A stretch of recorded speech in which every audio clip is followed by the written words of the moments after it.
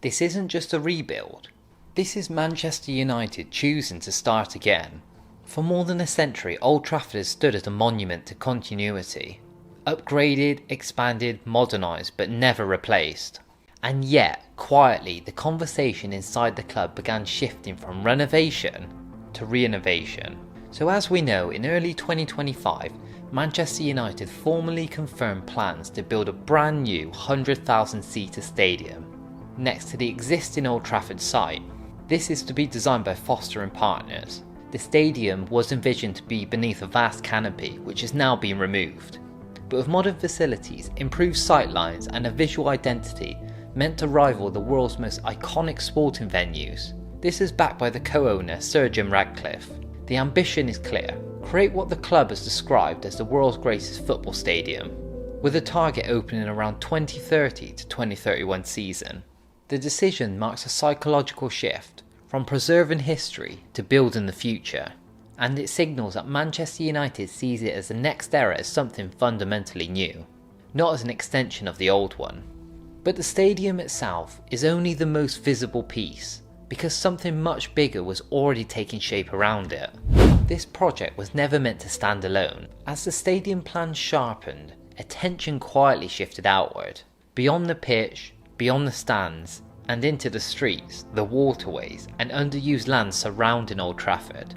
The stadium is positioned as the centrepiece of a far wider regeneration of the Old Trafford district. Rather than an isolated area used twice a week, the vision is a mixed-use neighbourhood blending housing, retail, offices, and public spaces. Thousands of new homes are planned, with around 15,000 projected across the wider area. Early commitments are already in place, including a £26 million allocated fund for 382 homes at the Trafford Wharf, signalling that regeneration isn't theoretical, it's already moving.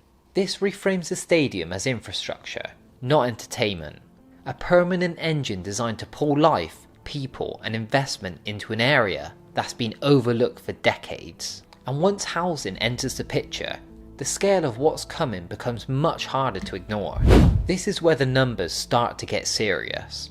Behind the glossy renders and architectural statements, economists and planners were already modelling what this transformation could mean, not just for the fans, but for Greater Manchester itself. Regional strategies estimate that the Old Trafford regeneration could support tens of thousands of new jobs, both during construction and long after completion. Some projections suggest up to 91,000 roles could be created across the wider economy, with the development potentially adding more than £7 billion annually to the UK economy. This includes retail, hospitality, construction, transport services and business services. The project is designed to operate year-round, not just on match days. At this scale, the stadium stops being about football decisions and becomes the economic gamble, one that places Manchester United at the heart of the regional growth rather than simply cultural relevance. But delivering something this large requires more than ambition. It needs a new kind of leadership structure. This isn't being run like a normal development. As plans expanded, it became clear that no single organisation, not the club, not the council, could carry this alone. Something new had to be built behind the scenes first. To coordinate the regeneration, a dedicated mayoral development corporation for Old Trafford has been approved. Its role is to assemble land, attract private investment, oversee infrastructure, and align public and private interests. It brings together Manchester United, Trafford Council, the Greater Manchester Authority, and regional leadership under one delivery framework, with a project director appointed to keep momentum moving. The structure signals a seriousness, a recognition that regeneration at this scale only works when governance is simplified, centralised, and shielded from short-term politics. But even the best plans collapse without one critical element: how people actually get there.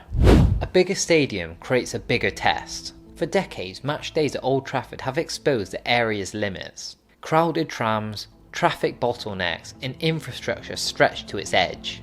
The regeneration plan includes major upgrades to transport and connectivity, aiming to integrate Old Trafford more fully into the wider city, improve public transport links, better access routes, and discussions around relocating existing rail freight facilities are all part of freeing land and increasing capacity. The goal is simple: make the district work every day of the year, not just for 90 minutes of football. If this succeeds, Old Trafford stops being a place you pass through and becomes somewhere people stay, and that distinction changes everything. Still, no transformation of this side avoids its most sensitive question. Progress always comes with tension. As excitement built, so did unease, because Old Trafford isn't just bricks and steel. For many supporters, it's memory, ritual and identity.